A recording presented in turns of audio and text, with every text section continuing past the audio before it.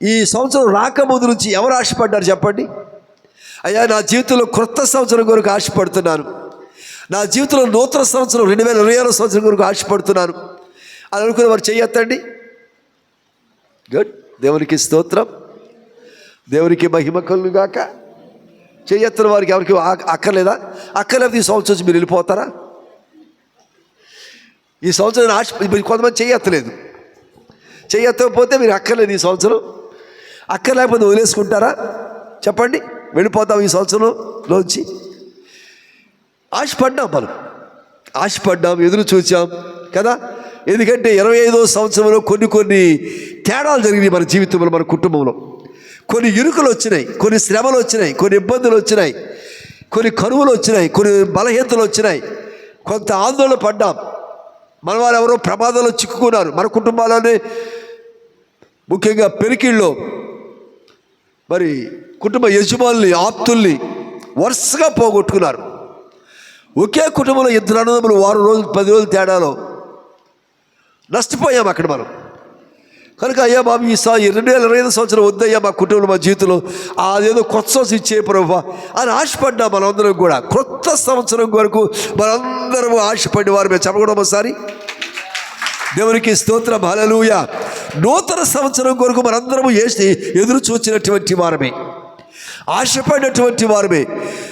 ఆశపడటం మాత్రమే కాదు, ఈ సంవత్సరంలో ప్రవేశించడానికి కొత్త ఆశలు కూడా మనం కలిగి ఉన్నాం, కొత్త కోరికలు కలిగి ఉన్నాం, క్రొత్త ఉద్దేశాలు కలిగి ఉన్నాం, క్రొత్త ప్రణాళికలు కలిగి ఉన్నాం. ఈ సంవత్సరం ఇలా చేద్దాం. ఇప్పుడు కూడా నేను చెప్పాను మీకు, ఈ సంవత్సరము మందిరములు మనకు ఏర్పడాలని చెప్పి క్రొత్త ఆశ, క్రొత్త ఉద్దేశము, క్రొత్త కోరికలు మనం కలిగి ఉన్నాం.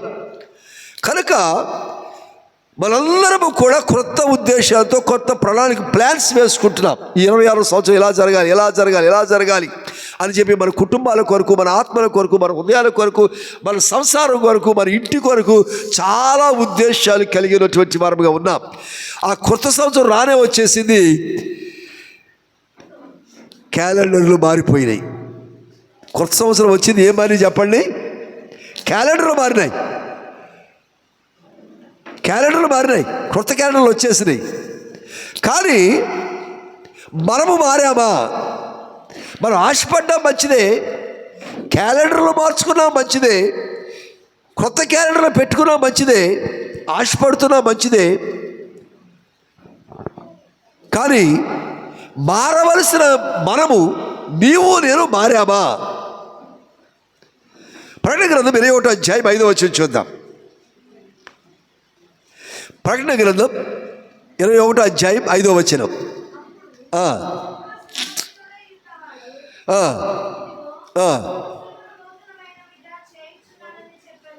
ఆమె చెప్పండి ఒకసారి. హ్యాపీ న్యూ ఇయర్ చెప్పండి, చెప్పండి, హ్యాపీ న్యూ ఇయర్ చెప్పండి. Happy new year, happy new year.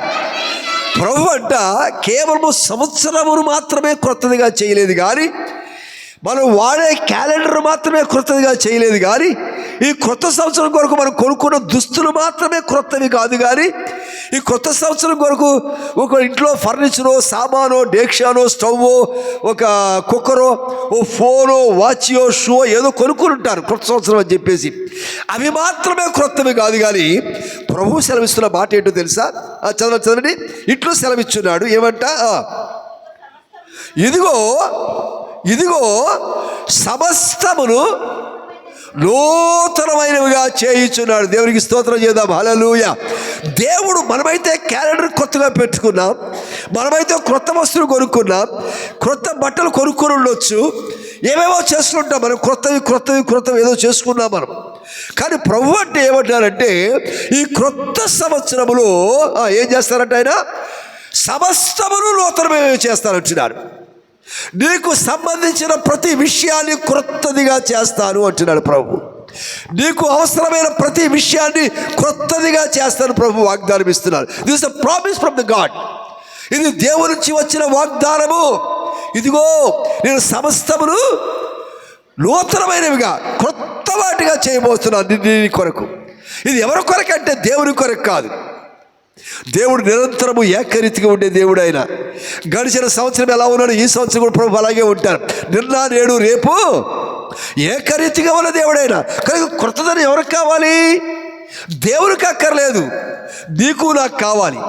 నీవు నేను ఆ క్రొత్తదనం అనుభవిస్తూ క్రొత్త వారమైనట్లుగా ప్రభు కనిపించాలి. ప్రభు మన పట్ల ఇష్టపడుతున్నారు. దేవునికి స్తోత్రం చెబుదాం. హల్లెలూయా. దేవుడు ఏదైతే క్రొత్తదనాన్ని మనకి ఇస్తున్నాడు చూడండి. మన పిల్లలకి క్రొత్త బట్టలు కొని కదా, క్రొత్త సంవత్సరం కనుక అవి వేసి ఎంతో మురిసిపోతారో తల్లిదండ్రులు, ఎంత చక్కగా బిడ్డలు అలంకరించుకుంటారు. అంటే క్రొత్తవారుగా బిడ్డలు కనిపించినప్పుడు తల్లిదండ్రులకు ఎంత ముచ్చట కలుగుతుందో, ఎంత సంతోషం కలుగుతుందో. దేవుడు నీకిచ్చిన క్రొత్తదానాన్ని నువ్వు కలిగి ఉన్నప్పుడు ఆ పరమదేవుడు ప్రముఖంగా ఆయన సంతోషించే దేవుడిగా ఉంటున్నారు. దేవుని స్తోత్రం చేద్దాం. హల్లెలూయా. అంటే ప్రభు నేను కోరుతున్నారు, ఏ క్రొత్తదనాన్ని అయితే నీకు ఇచ్చారో ఆ క్రొత్తదనం నువ్వు కలిగి ఉండాలని ఇష్టపడుతున్నారు. ఏ ప్రేమతో నువ్వు క్రొత్తగా ఉండాలని ఇష్టపడుతున్నారో, నీ బ్రతుకులో నీ జీవితంలో ఏదైతే క్రొత్తదిగా ఉండాలని దేవుడు ఇష్టపడుతున్నారో అది నీకు ఇచ్చి నువ్వు అనుభవిస్తూ ఉండగా ఆ నీలో ఉన్న క్రొత్తదనాన్ని ప్రభు చూచి సంతోషించడానికి ఇష్టపడతా ఉన్నారు. దేవునికి స్తోత్రం. హల్లెలూయా. ఏమిటో ఒకటి రెండు విషయాలు జ్ఞాపకం, సమయాన్ని బట్టి ముందుకు సాగుదాం. మనం ఇర్మియా గ్రంథం మనంతగా మనం ఏర్పాటు చేసుకున్న కొత్తదనం ఎలా ఉంటుందో చూద్దాం ఒకసారి. 13వ అధ్యాయం 23వ వచనం. మనం ఏర్పాటు చేసుకున్న కొత్తదనం.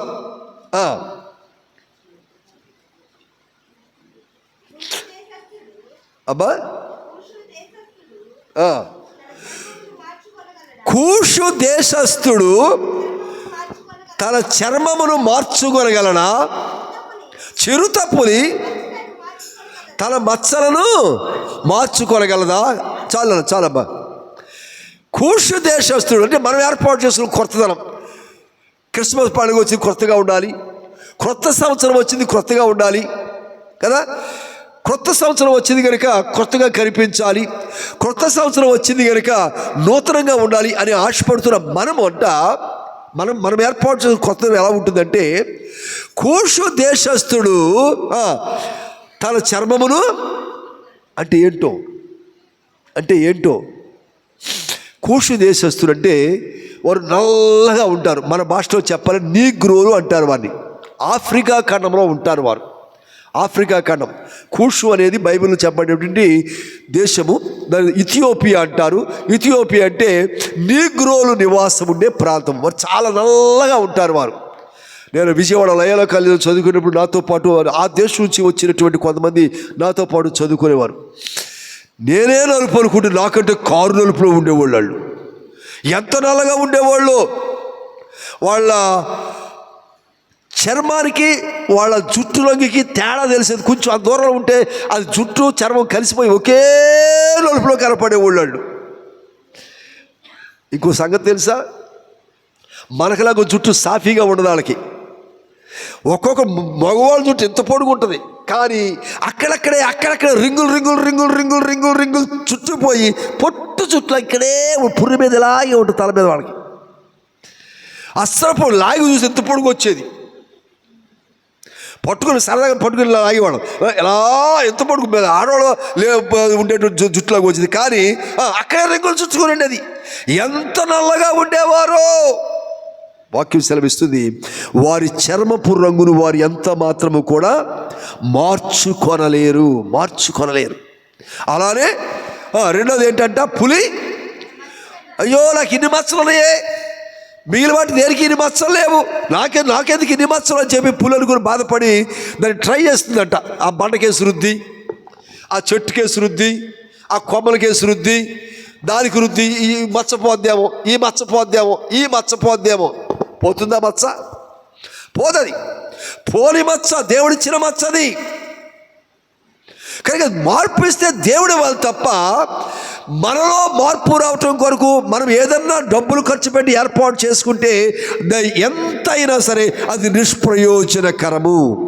క్రొత్త బట్టలు వేసుకున్నంత మాత్రాన నా మనస్సు మారకపోతే, నా ఉద్దేశం మారకపోతే, నా బుద్ధి మారకపోతే, నా నడవడిక మారకపోతే ఏది క్రొత్తదనం?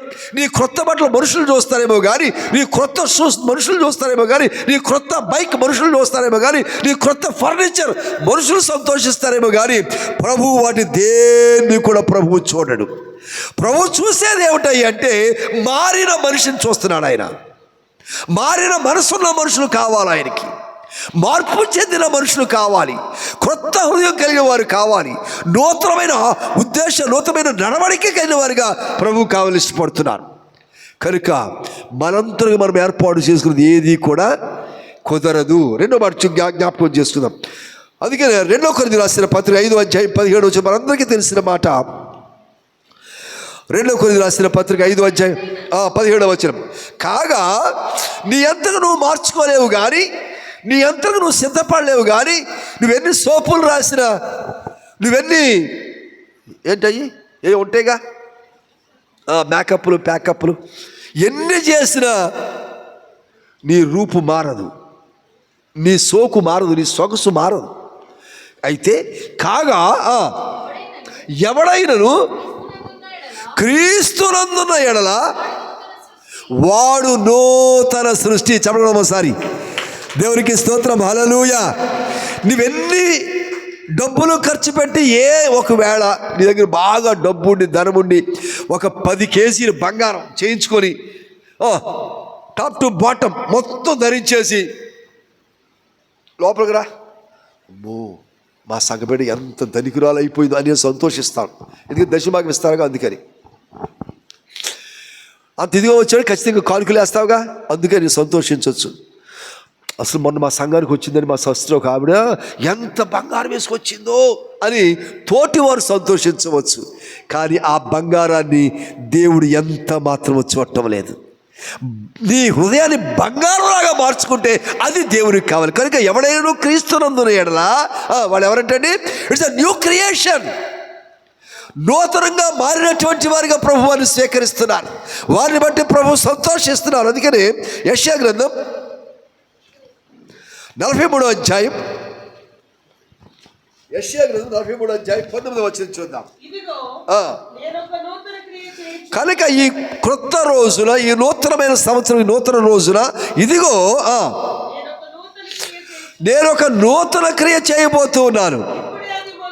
ఇప్పుడే ఇక్కడే ఆరాధనలో ఉండగానే, నువ్వు ప్రభువుని ఆరాధిస్తూ ఉండగానే, మోకరించి ఉండగానే, నువ్వు బలలో చేయి పెడుతూ ఉండగానే, ముగింపు ప్రార్థనలో ఉండగానే, నువ్వు మందిరంలోకి అడుగు పెట్టగానే అది ఇప్పుడే మొలుచును. మీరు దాన్ని ఆలోచించండి. మీరు దాన్ని ఆలోచించండి. ఏమిటంట? దేవుడు ఇప్పుడే కొత్త క్రియ నీలో చేయాలని ఇష్టపడుతున్నారు. నీ పాత జీవితాన్ని మార్చివేసి, నీ పాత స్థితిగతులను మార్చివేసి, నువ్వు ఒక నూతనమైనటువంటి వ్యక్తిగా ఉండాలని, ఒక నూతనమైన విశ్వాసిగా ఉండాలని, ఒక నూతనమైన ఆత్మ కలిగిన బిడ్డగా ఉండాలని ఈరోజు దేవుడు నీ పక్షంగా కార్యం చేయడానికి ఇష్టపడుతున్నారు. ఎందుకు నూతన సంవత్సరం నీకు ఇచ్చారంటే ప్రమోషన్ కోసం కాదు, జీతం పెరగడం కోసం కాదు, నువ్వేదో కొనుక్కొని ఎంజాయ్ చేస్తావని కాదు. ఎందుకు ఇచ్చారంట? నేను నూతన పరచడానికి ఇవ్వబడింది. ప్రభువు నేను నూతన పరుస్తున్నారు. ప్రభువు నేను జాగ్రత్త చేయాలని ఇష్టపడుతున్నారు. నూతనమైన కార్యం నేను చేయడానికి ఇష్టపడుతుంది. కొన్ని విషయాలు ప్రభు ఎలా నూతన పరుస్తారు మనల్ని. మనంతలో మనం ఏం చేసుకోలేము. మొదటి మాటను చూచాం మనం.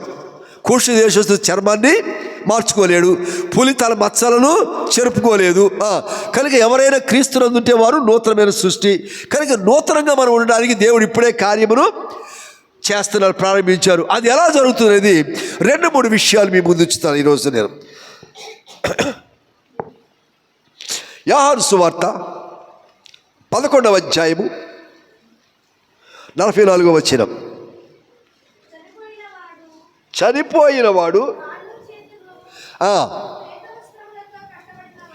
చనిపోయినటువంటి వాడు కాళ్ళు చేతులు ప్రేతవస్త్రముతో కట్టబడినటువంటి వాడై వెలుపలికి వచ్చెను. దేవుని స్తోత్రం చేద్దాం.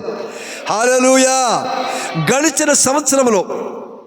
గడిచిన సంవత్సరాల కాలంలో ఎన్నో ఇరుకులు, ఎన్నో ఇబ్బందులు, ఎన్నో ఆర్థిక ఇబ్బందులు, పరిస్థితులు, కుటుంబంలో సమస్యలు, కుటుంబంలో సమస్యలు రకరకాలుగా ఉండుటని బట్టి ఫోన్ మాట్లాడు సార్ పాస్టర్ గారి కోసం చెప్పు.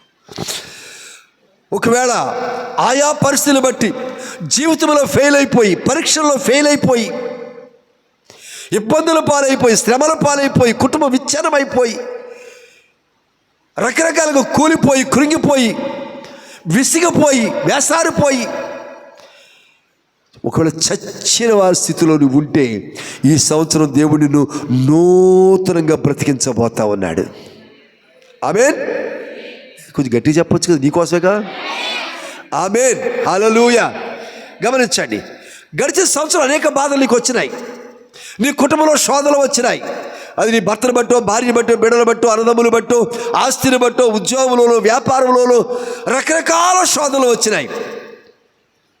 వాటి తట్టుకొని భరించలేక విసిగిపోయి ఏం చేయాలో తెలియక మౌనం దాల్చావు, మౌనంగా దుఃఖిస్తున్నావు, మౌనంగా రోధిస్తున్నావు. కీర్తనలు 6:6 అంటాడు, 6 వచనంలో, నేను ప్రతి రాత్రియు మూలుగుచు అలసిపోయి ఉన్నాను, నా కన్నీటితో నా పరుపు తేలియాడుచున్నది అంటున్నాడు అక్కడ. ఇలా గడిచిన సంవత్సరం ఏడ్చి ఒక చచ్చిన స్థితికి నిర్జీవంగా వెళ్ళిపోయావేమో, ఇక కాళ్ళు చేతులు ఆడటం లేదేమో, చేష్టలు ఉడిగిపోయిన పరిస్థితికి వచ్చేసామేమో, ఏం చేయడానికి పాలుపోవటం లేదేమో, నీకు సహకరించేటువంటి వారు ఎవరో లేరేమో, కాళ్ళు చేతులు కట్టివేయబడినట్టుగా విధంగా నువ్వు పడి ఉన్నావేమో. ఈ సంవత్సరం ప్రభు ఏమంటున్నారు, ఆ చనిపోయిన వ్యక్తి సమాధిలో నుంచి అంటండి కాళ్ళు చేతులు కట్టబడినటువంటి వాడిగానే వెలుపటికి వచ్చినటువంటి వాడిగా చూస్తున్నాం. చెప్పగలం దేవునికి స్తోత్రం, హల్లెలూయా. ఎలా వచ్చాడండి? ఎస్, గడిచిన సంవత్సరంలో కాళ్ళు చేతులు కట్టబడి బంధించబడి బంధకాల్లో చెరసాల్లో వేయబడినట్లుగా నువ్వు మిగిలిపోయి ఉంటే నీ పక్షంగా కొత్త కార్యాన్ని దేవుడు ఇప్పుడే జరిగిస్తున్నారు కనుక ఆ బంధకాల నుంచి విడిపించి వెలుపటికి, ఏ వెలుపటికి? నీ బందికారంలోంచి వెలుపటికి, నీ అంధకారంలోంచి వెలుపటికి, నీ సమస్యలోంచి వెలుపటికి, నీ దుర్గంధంలోంచి వెలుపటికి, నీ పరిస్థితుల్లోంచి వెలుపటికి, నువ్వు మూయబడిన స్థితిలోంచి వెలుపటికి దేవుడిని నడిపించడానికి ఈ ఉదయమే నీలో దేవుడు నూతనమైన కార్యాన్ని నడిపిస్తున్నాడు ఆయన. ఆమేన్, దేవునికి స్తోత్రం, హల్లెలూయా. అంటే గడిచిన సంవత్సరం ఇబ్బందులు పడ్డావు, గడిచిన సంవత్సరం శ్రమలు పడ్డావు, గడిచిన సంవత్సరం ఏడ్చావు, గడిచిన సంవత్సరం ఎంతో ఎగతాళి చేశారు, గడిచిన సంవత్సరం నిన్ను ఎవరూ లెక్క చేయలేదు, గడిచిన సంవత్సరం బయటికి రావడానికి ఇష్టపడలే, సిగ్గుపడి తల వంచుకొని కిన్నురాలమైపోయి బయటికి రాలేదు, ఎవరికి మొగం చూపించలేదు, ఎవరికి ఏ ఫంక్షన్కి వెళ్ళలేకపోయావు నీ పరిస్థితిని బట్టి.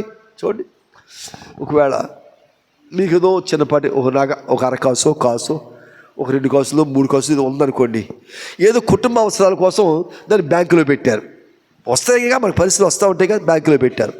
బ్యాంకులో పెట్టిన 6 రోజులకి బంధువులు ఎవరితో ఫంక్షన్ వచ్చింది, ఏం చేస్తారు చెప్పండి? ఇప్పుడు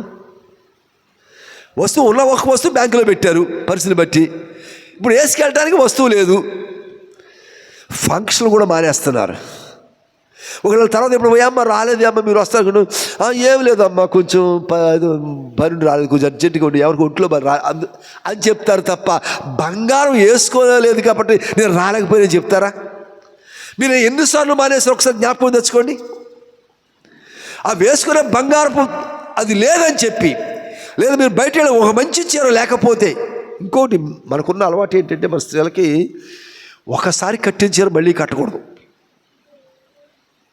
మరి అదేమో ఆలోచన తెలదు కానీ ఒకవేళ ఇవాళ ఓ ఫంక్షన్ చీర కట్టారనుకోండి, ఇక మళ్ళీ ఫంక్షన్గా చీర కట్టకూడదు. ఇక అసలు ఇంట్లో కట్టాల్సి 10,000 రూపాయల చీర ఇంట్లో కట్టాల్సింది తప్ప ఇంకో ఫంక్షన్కి ఇంకో చీర కావాల్సింది. ఒకవేళ తప్పుజారా చీర కొనుక్కోలేకపోతే, సమకూడకపోతే ఫంక్షన్లో మానేస్తారు కానీ. అవును కదా, స్త్రీల మనస్తత్వం. అలాగే అనేక సార్లు అనేక చోట్ల మానేసావు, అనేక మంది దూరపరుచుకున్నావు, అనేక మందికి ముఖం చూపించలేకపోయావు. నీ ఆర్థిక పరిస్థితిని బట్టో, నీ కుటుంబ పరిస్థితిని బట్టో వెళ్తే, ఏమ్మా మీ అమ్మాయి పెళ్లి చేయవు ఇంకా అని అడుగుతారు కాబట్టి బయటికి వెళ్ళటం మానేస్తావు చాలాసార్లు. నీకు ఉద్యోగం రాలేదా అని అడుగుతారు కాబట్టి, ఇంకా ప్రమోషన్ రాలేదా అని అడుగుతారు కాబట్టి, ఇలాంటి అనేకమైన మన జీవితంలో ఉండని బట్టి బంధించబడి వారు ఇంట్లో ఉండిపోయాం. ప్రభు ఈ రోజున వెలుపటికి తీసుకొస్తున్నాడు. నువ్వు ఏ విషయంలో ఆగిపోయావో, ఏ భారంతో నువ్వు ఆగిపోయి కురిగిపోతున్నావో, ఏ విషయంలో ఏ పరిస్థితిని బట్టి నలుగురికి ముఖం చూపించలేకపోతున్నావో, సిగ్గును అనుభవిస్తున్నావేమో, కానీ దేవుడు నూతనమైన కార్యములు జరిగించి నువ్వు వెలుపటికి, ఆ చనిపోయిన లాజరు అనే వ్యక్తి ఎలాగో వెలుపటికి వచ్చాడు, ఆ లాగును వెలుపటికి వచ్చి నువ్వందరిలో కలిసి సంతోషించినట్లుగా దేవుడు కార్యం చేస్తున్నాడు. దేవుని స్తోత్రం, హల్లెలూయా. ఆ కార్యం ఇప్పుడే నీలో మొలుచును గాక. అందుకని అక్కడ 12వ అధ్యాయం, యోహాను సువార్త 12వ అధ్యాయం 9వ వచనం కూడా చాలాసార్లు జ్ఞాపకం చేస్తూ ఉంటాను. మీకు చూడండి, అక్కడ యేసును గాక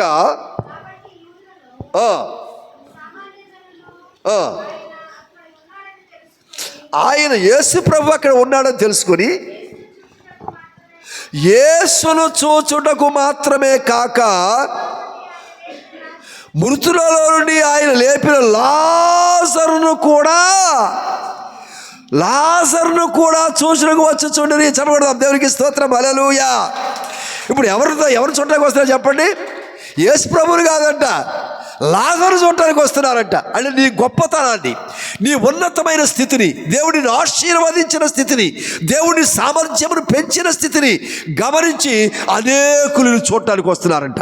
అంతమంది నీ ముఖం చూసిన వారు లేరు, నేను పలకరించిన వారు లేరు, నేను రమ్మన్న వారు లేరు, నీ గుమ్మం తొక్కిన వారు కాదు, దేనికి నేను పిలవలేదు, దేనికి ఆలోచన పంచుకోలేదు, వారిని బట్టి ఇష్టపడలేదు గడిచిన సంవత్సరంలో. కానీ ఎవరైతే నిన్ను ఇష్టపడలేదో, ఎవరైతే నిన్ను వెలివేశారో, ఎవరైతే నువ్వంటే చిన్నచూపు చూశారో, ఎవరైతే నువ్వు చులకన చేశారో, ఎవరైతే నేను చేరనివ్వలేదో, వారే నీ గొప్పదనాన్ని చూచి, నీ ఉన్నతమైన స్థితిని చూచి, ఆ చెరలోంచి బయటికి రావటాన్ని చూచి, నువ్వు వెలుపటికి రావటాన్ని చూచి నిన్ను చూడటానికి వస్తున్నారంట. ఆమేన్. దేవునికి స్తోత్రం, హల్లెలూయా. దేవుడు ఈ గొప్ప కార్యాన్ని ఈ రోజున నీ కొరకే ప్రారంభించునుగాక. మరొక సంగతి జ్ఞాపకం చేసుకుందాం. 2వ రాజుల గ్రంథం 5వ అధ్యాయం 14వ వచనం.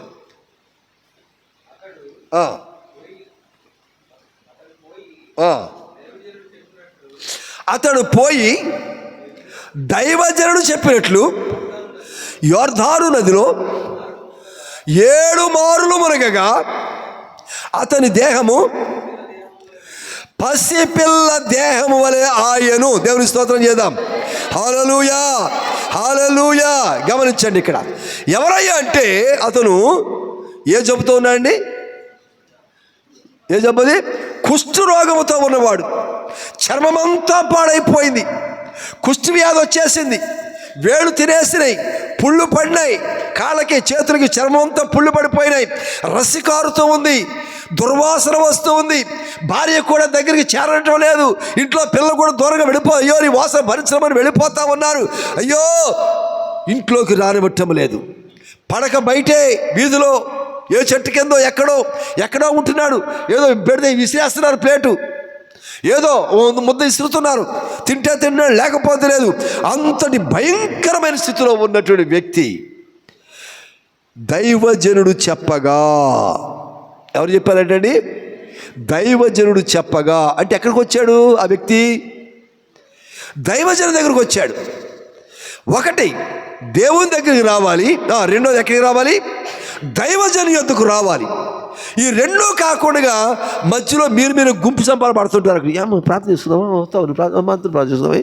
మీ ఇద్దరు ప్రార్థిస్తున్న దేవుడు ఎందుకు, దైవజనుడు ఎందుకు? ఇంకా మీ ఇద్దరు కలిసి ఆలోచన చేసుకుని దేవుడితో పనేముంది? మీ ఇద్దరు కలిసి చేసుకునేలాగైతే దేవుడు కావాలా మనకి? ఇంకాను కాదు. ప్రతి విషయంలో నువ్వు దైవజనుడి యొద్దకు రావాలి. దైవజనుడు దేవుడి యొక్క ప్రతినిధి, is the representative of the God. దేవుని దగ్గర నుంచి లేకపోతే దైవజనుడి దగ్గరికి వచ్చి కన్సల్ట్ చేయాల్సిందే. ప్రతి విషయం కూడా కన్సల్ట్ చేసినప్పుడు ఒక సలహా ఇచ్చాడు దైవజనుడు. ఆ సలహా ఇవ్వగానే పాటించినప్పుడు ఏమైపోయాడు చెప్పండి? ఇప్పుడు అతని చర్మం ఏమైందంట? పసిపిల్ల దేహము వలె ఆయను. దేవుని స్తోత్రం చేద్దాం. హల్లెలూయా, హల్లెలూయా. అంటే అంతకుముందు ఎలా ఉంది? శుష్కించిపోయిన శరీరం, పుళ్ళు పడిన శరీరం, వాసన వస్తున్న శరీరం, పురుగులు పడిన శరీరం, రకరకాలుగా కుళ్ళిపోయిన శరీరం, ముక్కలు ముక్కలు వేలాడిపోతున్నాయి, రాలి పడుతున్నాయి.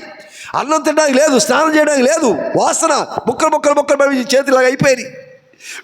వేలుకు తినేసింది, శరీరం అంతా తినేస్తుంది, కండరాలు తినేస్తుంది, ఎముకలు తినేస్తుంది, జబ్బు. అలాంటి పరిస్థితులు ఎవరు చేరనివన్నీ కుటుంబీకులు కూడా అసహించుకునే పరిస్థితిలో ఉన్న నిన్ను దేవుడు ఏం చేస్తున్నాడంట? గడిచిన సంవత్సరం ఒకవేళ అనేక రోగముల చేత, రుచుల చేత, ఇబ్బందుల చేత అలాగ నువ్వు ఉన్నావేమో, దుర్వాసన వచ్చే స్థితిలో ఉన్నావేమో. కొంతమంది ఉంటారు, కొన్ని వ్యసనాలు ఉంటాయి వారిలో.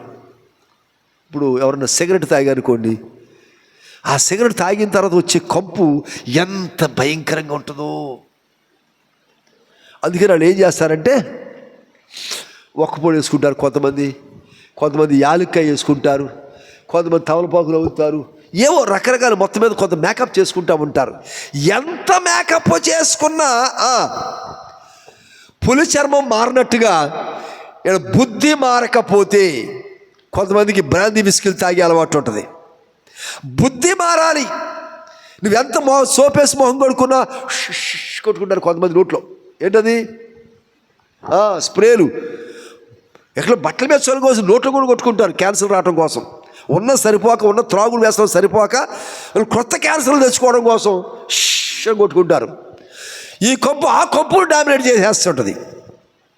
ఈ రోజున నీకున్న ప్రతి వ్యసనము, ప్రతి కంపు కొట్టే వ్యసనము, నేను చీకటిలో నడిపించిన ప్రతి వ్యసనము, ప్రతి వ్యతిరేకతలో నుంచి నువ్వు పసిపిల్లవలే మార్చబడటానికి, పసిపిల్లటువంటి నూతనమైనటువంటి పరిస్థితులు నువ్వు రావటానికి నూతనమైన కార్యం ఉదయకాల సమయంలో ప్రభు నీ పక్షంగా జరిగిస్తున్నాడు. దేవునికి స్తోత్రం, హల్లెలూయా. కుళ్ళిపోయిన శరీరం పసిపిల్ల చర్మాలు అయిపోయింది, నూతనంగా మారిపోయింది. ఇప్పుడు అందరూ తడిమి చూస్తూ ఉన్నారు.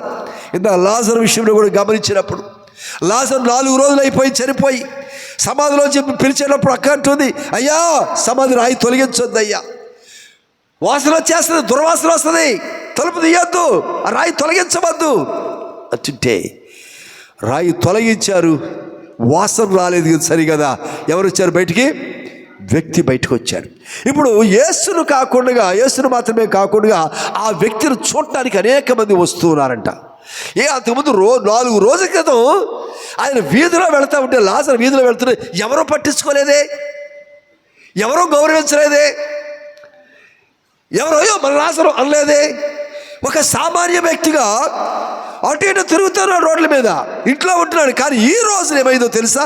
వెలుపటికి వచ్చిన తర్వాత అందరూ వచ్చి తడిమి చూస్తున్నారంట. నిజమే, మళ్ళా అసలే ఆ ముక్కే చిన్నప్పుడు ఇద్దరు ఆడుకున్నాం కదా, ఆ పెదాలే, ఆ వ్యక్తే నిజమే అని చెప్పి ఇప్పుడు ప్రతి ఒక్కరూ వచ్చి తడిమి చూస్తూ ఉన్నారు. అంటే ఒక్క దేవుని యొక్క పిలుపుతో, ఒక్క కేకతో ఒక నూతనమైన కార్యం జరిగిపోయింది అక్కడ. 7 మార్లు దైవజనుని మాట వినినప్పుడు, 7 మార్లు మరి ఆ మాట వినినప్పుడే నూతనమైన కార్యం నయమాన్లో జరిగింది. అతని శరీరం ఏమైపోయింది? ఇప్పుడు పసిపిల్ల వంటి చర్మం వలె మారిపోయిందంట. నూతనత్వం వస్తుంది, గమనించండి. కాగా ఎవడైనా క్రీస్తులో ఉన్న ఎడల వాడు ఏమంటండి?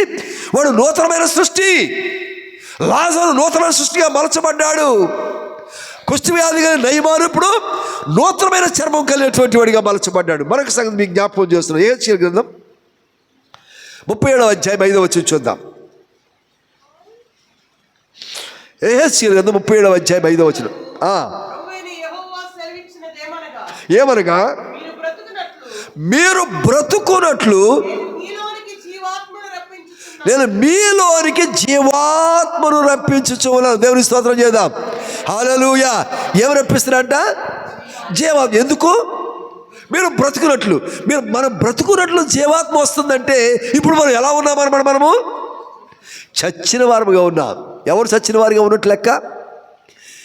ఎఫ్ఎస్సీ 2:1 చూస్తే ఉంటుంది అక్కడ, మనం పాపముల చేతను అపరాధముల చేతను చచ్చిన వారమై ఉంటాడుగా. పాపముల చేతను, అపరాధముల చేతను, దుష్టత్వము చేతను, దేవునికి ఆయాసకరమైన స్థితిలో చేతను మనం చచ్చిన వారమై ఉంటుండగా ఏం చేస్తున్నట్టయినా క్రీస్తుతో కూడా మనల్ని బ్రతికించను. ఎట్లా బ్రతికిస్తున్నాడు ఆయన? ఆయన జీవాత్మను, మృత ఆత్మ, మృత్యమైన ఆత్మ, చనిపోయిన ఆత్మ మనలో ఉంటూ ఉండగా అంటే శరీర ప్రకారంగా మనం బ్రతికున్నామేమో కానీ ఆత్మలో చచ్చిపోయాం, ఆత్మలో కృషించిపోయాం, ఆత్మలో నశించిపోయాం. నీ ఆత్మదీపం ఆరిపోతా ఉంది. కనుక దేవుడు అంటున్నాడు, జీవాత్మను ఇచ్చి నేనేం చేస్తాడంట అంటే క్రొత్తదైన ఆత్మ. నువ్వు పుట్టినప్పుడు దేవుడిచ్చిన ఆత్మ అది నువ్వు రద్దుపరుచుకున్నావు, అది కుళ్ళిపోయింది, దాన్ని వదిలించేసుకున్నావు. ఆ ఆత్మ నువ్వు ఫాలో అవ్వటం లేదు, ఆత్మను అనుసరించడం లేదు. కనుక ఇప్పుడు దేవుడు ఏం చేస్తాడంటే నూతనమైన, నువ్వు బ్రతుకున్నట్లుగా దేవుడు నూతనమైన ఆత్మని ఈరోజు దేవుడికి ఇస్తున్నాడు. దేవునికి స్తోత్రం, హల్లెలూయా. నేను మన క్రిస్మస్ ఎక్కడో జ్ఞాపకం చేసిన గుర్తు నాకు. అది నువ్వు పీల్చే ఊపిరి ఎక్కడిది? నువ్వు పీలుస్తున్న ఊపిరి, నీ నాసికారంధ్రం రోజు నువ్వు పీలుస్తున్నావే ఊపిరి, ఆ ఊపిరి ఎవరిదంట? క్రీస్తుది. క్రీస్తు అంటే ఊపిరి. క్రీస్తు అంటే ఆ మాటకు అర్థం ఏంటంటే నువ్వు పీల్చే ఊపిరి. మనుషులు ఎవరైనా సరే, ప్రభు నమ్మినా నమ్మకపోయినా, విశ్వాసులైనా కాకపోయినా, ఒక ప్రభు బిడ్డను కొట్టినా, చంపినా, హింసించినా, క్రైస్తవ ద్వేషులైనా సరే, క్రీస్తును వారు వ్యతిరేకించినా సరే, మనుష్యుడు అనబడినటువంటి ప్రతి ఒక్కరూ పీల్చే ఊపిరి ఎవరిదయ్యా అంటే క్రీస్తు అనబడిన ఊపిరి పీలుస్తున్నారు. ఆ ఊపిరి ఆత్మతో కూడుకునే మనం నశింపబెట్టగా, దాన్ని లెక్క చేయకుండా విడిచిపెట్టగా, దాన్ని ఎంత మాత్రమో మనం లక్ష్య పెట్టకపోతే ప్రభు ఈ రోజులు అంటున్నారు, ఈ క్రొత్త సంవత్సరం మొదటి రోజులు అంటున్నారు, నేను మరలా నీవు బ్రతుకున్నట్లుగా జీవాత్మ నీకు ఇచ్చేదను. మరొక మాట చూద్దాం, 6వ వచనం చూద్దాం. ఎట్లా ఇస్తాడు దేవుడు? మీకు చర్మమును కప్పి నరములను పొదిగి. ఇప్పుడు మీ చర్మక్షేమం కొరకు, మీ చర్మ సౌందర్యం కొరకు, మీ చర్మక్షేమం కొరకు ఎన్నెన్నో వాడుతూ ఉంటారు. ప్రభు ఏమన్నారు తెలుసా? నువ్వెన్ని చర్మ సౌందర్యానికి ఎన్ని వాడినా, ఎన్ని రంగులు హంగులు ఏ వాడినా సరే, దేవుడు ఏం చేస్తాడన్నాడు?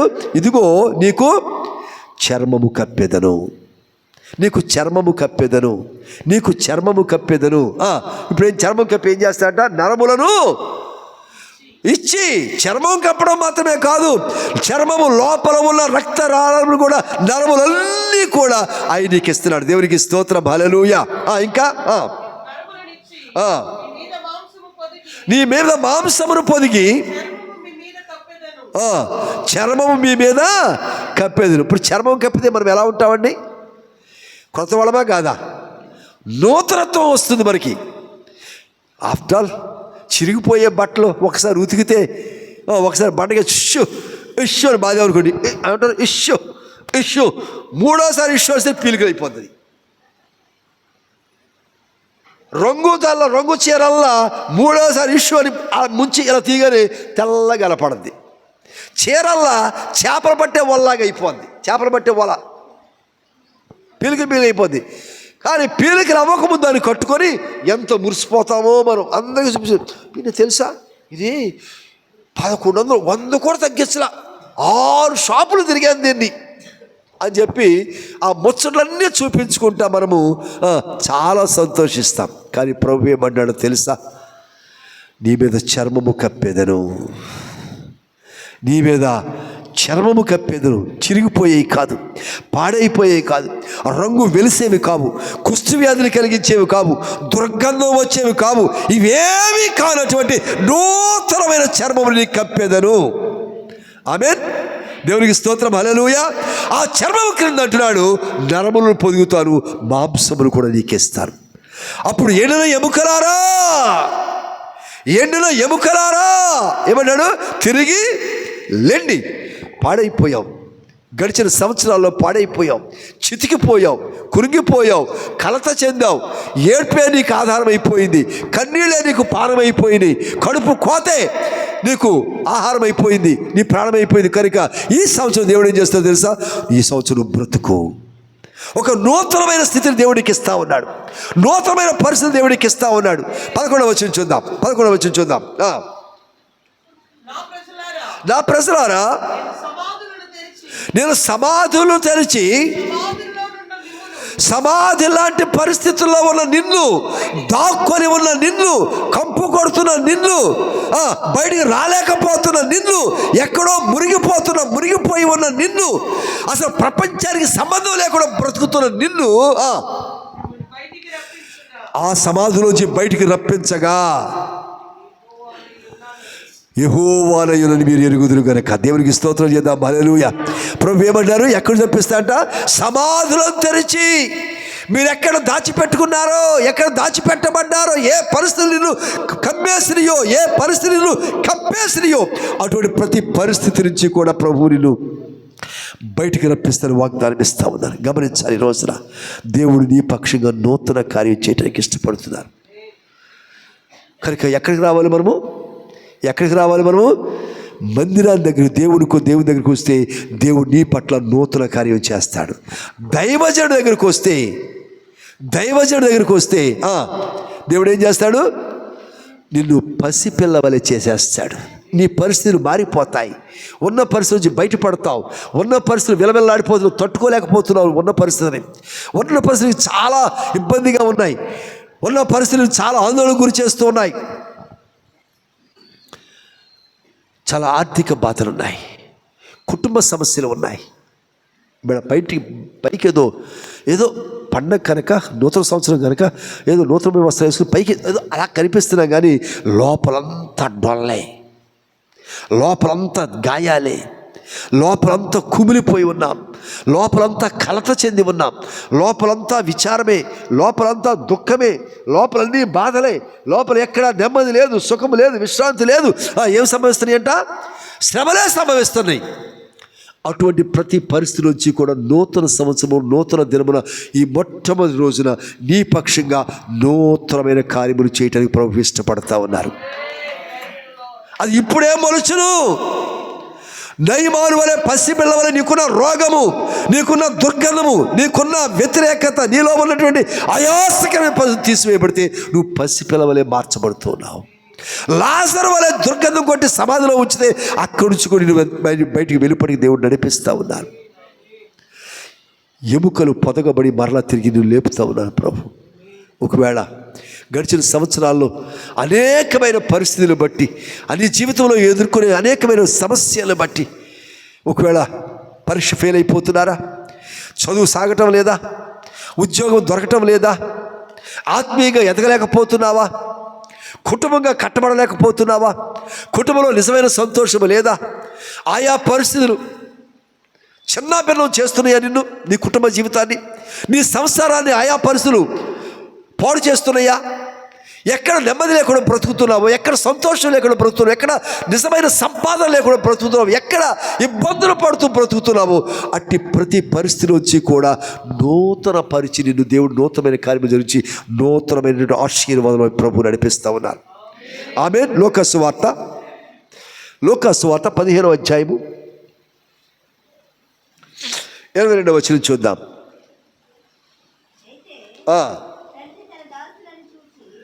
తండ్రి తన దాసులను చూచి ప్రశస్త వస్త్రము త్వరగా తెచ్చి వీనికి కట్టి చేతికి ఉంగరము పెట్టి పాదములకు చెప్పులు తొడిగి క్రొవ్వీర దూడను తెచ్చి వధించుడి, మనము తిని సంతోషపడదము. ఈ నా కుమారుడు చనిపోయి మరలా బ్రతికాడు. దేవుని స్తోత్రం చేద్దాం. హల్లెలూయా, హల్లెలూయా. ఇది తప్పిపోయిన కుమారుడు. గడిచిన సంవత్సరాలు తప్పిపోయి, దేవుని సన్నిధి నుంచి తప్పిపోయి ఉంటే, దేవుని ఆత్మీయకు దూరం అయిపోయి ఉంటే, దేవుని సన్నిధికి దూరం అయిపోయి ఉంటే, ఆత్మలో ఎదగలేకపోయి ఉంటే, దేవుడి నుంచి చాలా దూరంగా వెళ్ళిపోయి ఉంటే, నీ సమస్యలు, నీ కుటుంబ విధానాలు, రకరకాల పరిస్థితులు నిన్ను చితగొట్టేసి ఉండొచ్చు, నిన్ను నలగొట్టేసి ఉండొచ్చు. నువ్వు బాగా క్రష్ అయిపోయి చెరుగేడ మిషన్లో పెడితే ఎలా నలిగిపోద్దో అలా నలిపివేయబడి ఉన్నావేమో నువ్వు. ఈ రోజున ప్రభు పొట్టుల మాట ఏంటి తెలుసా? తన దూతలను, తన దాసులైన దూతలను పిలిచి ఉన్నారు. వీనికి ఏం చేయాలంట? బట్టలు లేకపోయినా, వస్త్రములు లేకపోయినా, మేలు లేకపోయినా, ఆశీర్వాదము లేకపోయినా, సంతోషము లేకపోయినా, విచారముతో ఉన్న, బాధలతో ఉన్న, భారములతో ఉన్న, చెరపట్టబడిన స్థితిలో ఉన్న నిన్ను, ఎవ్వరూ లెక్క చేయని స్థితిలో ఉన్న నిన్ను ఈ రోజున ప్రభు ప్రశస్తమైన వస్త్రములతో నిన్ను గౌరవిస్తూ ఉన్నారు. ఆమేన్, హల్లెలూయా. మీకు ఒక విషయం చెప్తాను. ఇప్పుడు ఈ వ్యక్తి ఎవరు? ఏమంటాం అతన్ని? తప్పిపోయిన కుమారుడు అంటాం. ఇప్పుడు ఎక్కడి నుంచి వస్తున్నాడు అమ్మా? పందుల దగ్గర నుంచి వస్తున్నాడు. చెప్పాలి. పందుల దగ్గర నుంచి వస్తున్నాడు ఆయన. పందుల దగ్గర ఏం చేశాడు?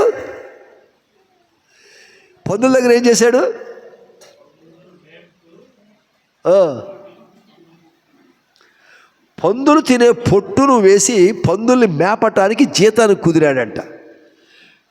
కుదిరాడు.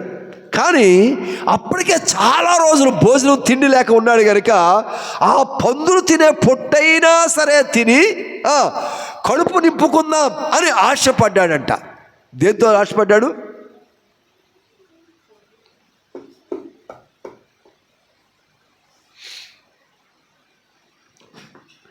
దేని కొరకు ఆశపడ్డాడు చెప్పండి ఆ వ్యక్తి? చెప్పాలి. ఇప్పుడు త్రాగుబోతులు వ్యక్తులు ఉంటారు, అది దగ్గర డబ్బులు ఉండవు, త్రాగాలనిపిస్తుంది. అందుకని ఏం చేస్తారు? ఇంట్లో సామాను అమ్మేసుకోవటమో, లేకపోతే తాకట్టు పెట్టుకోవడమో, లేదా ఇంకోటి చేసి చేస్తారు. అది కూడా అవకాశం రాలేదనుకోండి, ఇప్పుడు ఏం చేస్తారు? అలవాటు ఉన్నవాళ్ళు చెప్పాలా, చెప్పగలవాళ్ళు చెప్పాలా? అమ్ముకోవడానికి లేవు, తాగడానికి డబ్బులు లేవు, అయిపోయినాయి.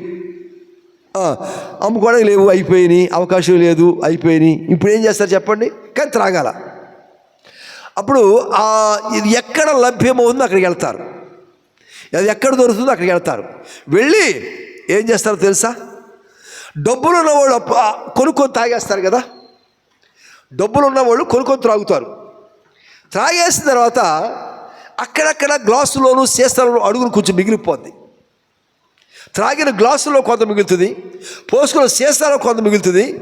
ఇప్పుడు వీళ్ళు ఏం చేస్తారు తెలుసు? డబ్బులు లేవు కదా, వాళ్ళు ఎంగిలి గ్లాసులో తాగడానికి ప్రయత్నం చేస్తారు.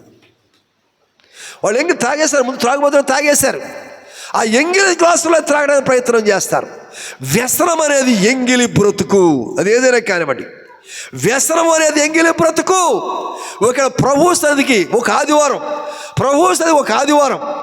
ఏదైనా పరిస్థితి వచ్చి మానేద్దాం అనుకున్నప్పుడు నాతో పాటు ఇంకెవరు మానేశారని ఎత్తుకుంటాం. గమనించండి, విశ్వాస లక్షణం ఇది. మనస్తత్వాలు, మనుషుల మనస్తత్వాలు. నేను మానేస్తాను సార్, ఇంకెవరు మానేయాలా? నాతో పాటు మరొకరు మానాలా. వ్యసనం అన్న లక్షణం అది. నాళ్ళకి ఏమో నేను వెళ్తున్నావా? నేను వెళ్ళట్లేదమ్మా. నువ్వు మాత్రం వెళ్తాను, ఇద్దరు కలిసి వచ్చేవారు వెళ్దాంలే. ఇంకోళ్ళు తోడు ఉండాలి, వ్యసనానికి ఇంకోళ్ళు తోడు ఉండాలా. అదే మంచి పనికి, పరిశుద్ధమైన దానికి తోడక్కర్లేదు, దేవుడే నీకు తోడుగా ఉంటాడు. వ్యసనానికి తోడు కావాలి. వ్యసనం అంటేనే ఎంగిలి బ్రతుకు. ఎంగిలి బ్రతుకు. పందుల పొట్టు తిని బ్రతకాలనుకున్నాడు. నా ప్రియమైన సహోదరి, సహోదరుడా, ఒకళ్ళు ఏదైనా వ్యసనం ఉంటే ఈరోజు నీకు ఏ వ్యసనం చేత పీడించబడుతున్నావో, ఏ వ్యసనం చేత పడిపోయి ఉన్నావో, ఏ వ్యసనం చేత పట్టబడి ఉన్నావో, అది జోదం కావచ్చు, త్రాగుడు కావచ్చు, సిగరెట్ కావచ్చు, బెట్టింగ్ కావచ్చు, ఇంకేదో నమ్ముతారు, ఇంకేదో పెట్టుకుంటారు, ఏదైనా కావచ్చు, సినిమాలు కావచ్చు, షికాలు కావచ్చు. కొంతమంది ఉంటారు ఇటు ప్రార్థనకు వస్తారు, అటు సాయంకాలం అవగానే టీవీ సీరియల్ పెట్టుకుంటారు. పోనీ వాళ్ళు ఒక్కళ్ళే చూస్తారా? వాళ్ళు ఒక్కళ్ళే చూడరు. ఆ పక్కింటోడు ఈ పక్కన, బాయ్ చూడమ్మా, వాళ్ళ అత్తగారిని ఎంత కొట్టేస్తుందో చూసామా, మళ్ళీ కొడతాం చూడమ్మా. అత్తగారు కొట్టడం ఎంత సంతోషమో. మళ్ళీ వాళ్ళని పోగు చేసి పిలిచి ఆ సంతోషాన్ని పంచుకు. వ్యసనం అండి. అదే దేవుని మీద ఆధారపడి మందిరానికి వెళదామనుకున్న వారు ఏ తోడు అక్కలేదు, నడిచైనా, ఖాళీ నడకన నడిచైనా సరే, అర్ధరాత్రి అయినా, వర్షం వస్తున్న, కుంభవృష్టి పడుతున్న, తుఫాన్ అయినా, అంధకారమైన మందిరానికి వెళ్ళాలి, దేవుని వెళ్ళాలనుకున్న వారు ఏ తోడు అక్కర్లేదు, మందిరానికి వచ్చేస్తారు. వారు వ్యసన పరులకే తోడు కావాలి. దేవుని సరిగ్గా కలిసి ఉండకుండా ఉన్నవారికే తోడు కావాలి. తోడు కావాలనుకునేటువంటి మనుషుల తోడు కావాలనుకునేటువంటి వారు వ్యసన పరులు. గమనించండి. ఇప్పుడు ఆ వ్యసనంలోంచి వస్తున్నాడు ఈ వ్యక్తి. ఆ వ్యసనంలోంచి బయటికి రావడానికి ఇష్టపడుతున్నాడు ఈ వ్యక్తి. ఆ దుర్గంధంలోంచి బయటికి రావడానికి ఇష్టపడుతున్నాడు ఈ వ్యక్తి. ఆ పొరపాటులోంచి బయటికి రావడానికి ఇష్టపడుతున్నాడు వ్యక్తి.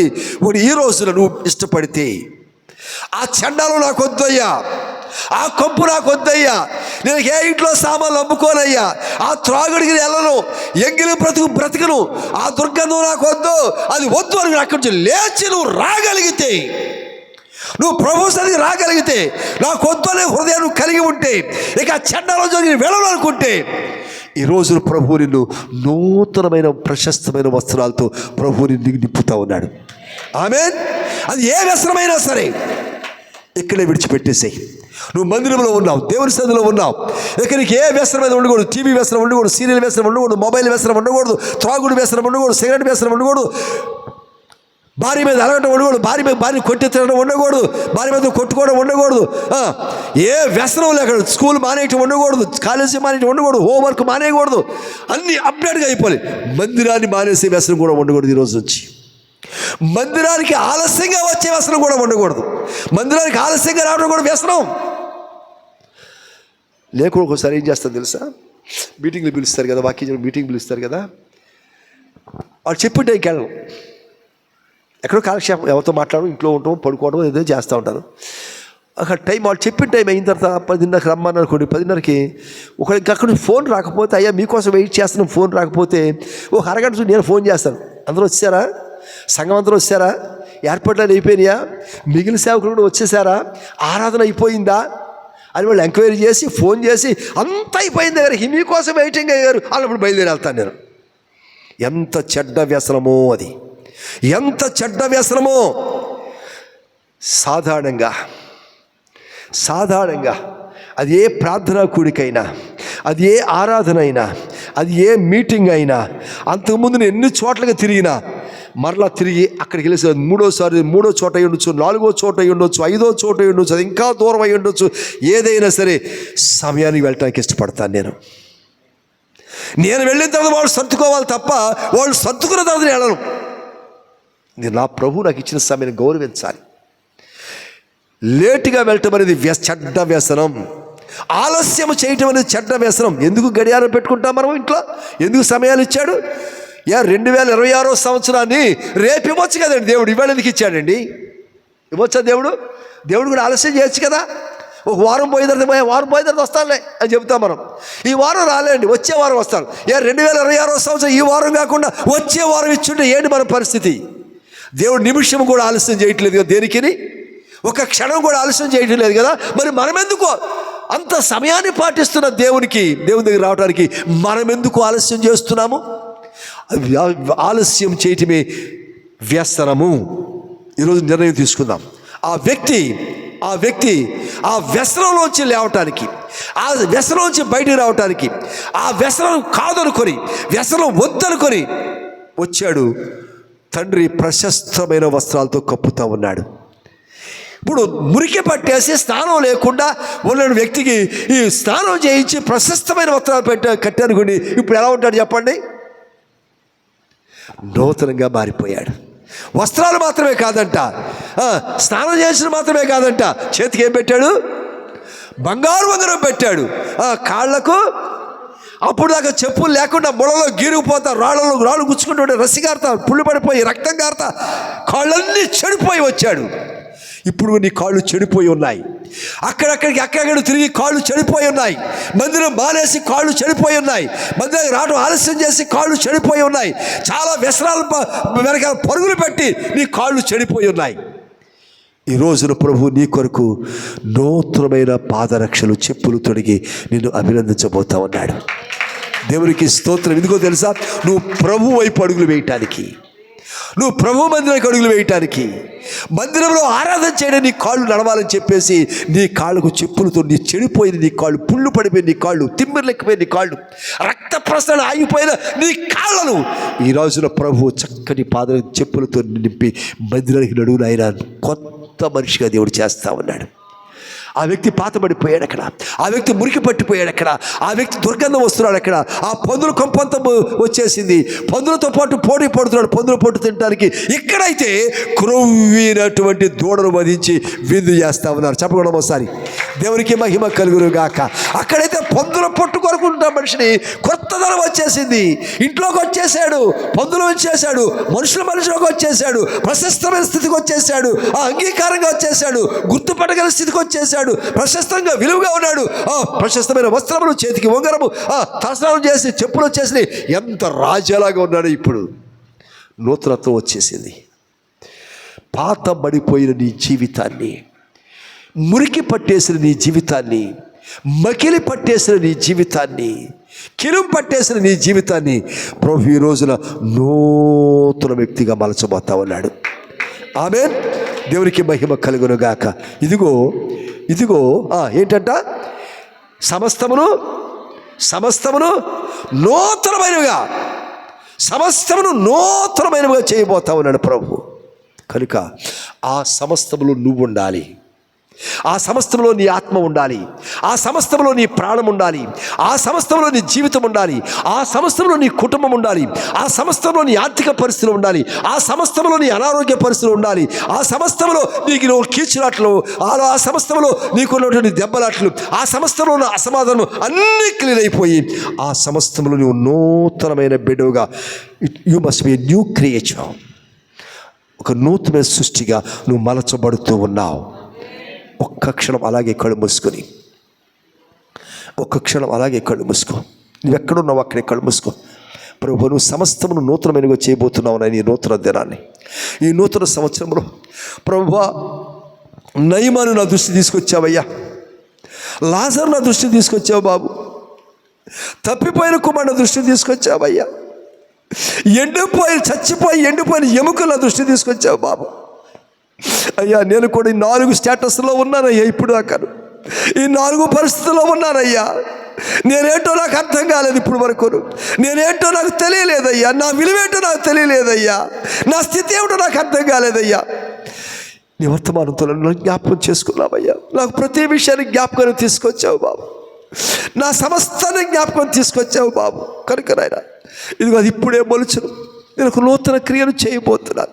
అది ఇప్పుడే మనిషి మీ వాగ్దానం ఇచ్చారు కనుకనైనా సమస్తమును నూతనమైనవిగా మీరు చేయబోతున్నారు కనుక నా ప్రభు అయ్యా, రేపటి దినాలు నా ప్రభు నాయన, అయ్యా ఇదిగో ఈ ఆకాశం ఉండదు, ఈ భూమి ఉండదు, సముద్రం ఉండదు నాయన. నూతనమైన ఆకాశాన్ని మీరు ఇస్తూ ఉన్నారయ్యా. నూతన యెరూషలేము పట్టణాన్ని మీరు సిద్ధపరుస్తూ ఉన్నారు బాబు. అక్కడ నేను ఉండవలసిన బిడ్డగా ఉన్నాను కనుక నన్ను నూతన పరచయ్యా, నన్ను కొత్త బిడ్డగా చెయ్యయ్యా, పసిబిడ్డ వలె చెయ్యయ్యా, వెలుపటికి తీసుకురాయ్యా.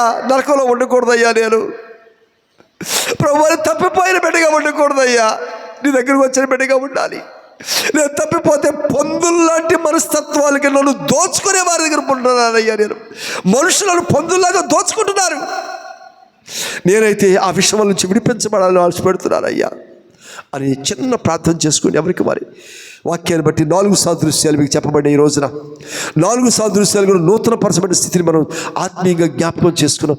ఎవరికి వారి ఒక్క నిమిషం నీ ఆత్మీయ స్థితిని జ్ఞాపకం చేసుకొని విడిచిపెట్టవలసి ఉంటే విడిచిపెట్టి వేసి శుభ్రపరవలసి శుభ్రపరచుకొని శుద్ధీకరించుకొని పరిశుద్ధాత్మ అనుభవానికి వచ్చి ఆయన చేత బ్రతికింపబడి, ఆయన చేత చర్మము కప్పబడి, ఆయన చేత నరములు పొదిగింపబడి, ఆయన చేత వెలుపడికి తీసుకుని రాబడి, ఆయన చేత పసిబిడ్డ వారి చర్మం వల్ల అయిపోయి, ఆయన చేత ఆయన నూతనమైన రాజ్యానికి అంగీకరించబడే స్థితికి వద్దాం. ఇప్పుడు మనం బలలో చేపెట్టబోతున్నాం. ఒక్క 2 నిమిషాలు అలాగే ప్రార్థన చేసుకో, అలాగే చిన్న ప్రార్థన చేసుకో. ఒక్క 2 నిమిషాలు బలను చేరుతున్నాం. మనం నూతనంగా బలను చేరుదాం. ఆ పాత రొట్టే కదా, ఆ పాత ప్లేటే కదా, ఆ పాత పాస్టర్ గారే కదా, ఆ పాత రసమే కదా అనుకోకండి. నువ్వు నూతన సృష్టిగా చేయబడితే నువ్వు తీసుకునేవి కూడా నూతనముగా ఉంటాయి. నీలో అది నూతన మనస్సు మారిన మనస్సుతో, మారిన హృదయంతో నువ్వు తీసుకుంటే నువ్వు తీసుకోబోయేది కూడా నూతనమే. నీలో నూతనమైన కార్యాలు జరుగుతాయి. నీకు నూతనమైన ఆత్మ ఇవ్వబడుతుంది, నూతనమైన ఆశీర్వాదం నీలోకి వస్తుంది, నూతనమైన శక్తి బలము నీకు కలుగుతాయి, నూతనమైన మార్గాలు నీకు తెరవబడతాయి, నూతనమైన ఆశీర్వాదాలు నీ దగ్గరికి వస్తాయి. నువ్వు అనుభవిస్తావు. నూతన కార్యము నీలో జరుగునుగాక.